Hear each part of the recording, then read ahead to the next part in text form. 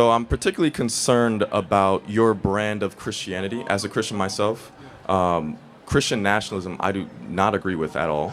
I think it's antithetical to the values of the early church, and I think how do you reconcile the especially white Christians in this America marrying politics and power with their faith in this country?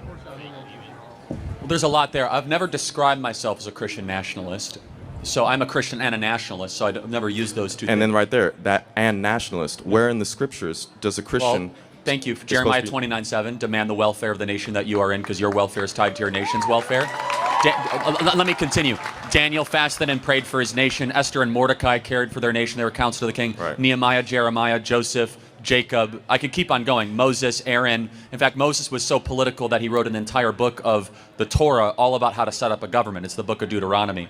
So, in fact, the Bible is an explicitly political text amongst many other things. Now, can we interpret those texts in the light of the revelation of Christ? Because you just cited all Old Testament texts, but you've not once cited St. Paul. Okay, yeah. If you want me to also, by the way, just so we are cite St. Paul about just- the kingdom of heaven and the time governance. out. Just so we're clear, do you think that the New Testament is greater than the Old Testament? It is. It is Oh, greater whoa, because whoa, the whoa, revelation whoa. of Christ dictates how we interpret that- the Old Testament. So you think that all of a sudden, like Genesis 1 is not as great just because of the New Testament? The Old Testament was a type and shadow of the things to come, and now we live in the full revelation of Christ.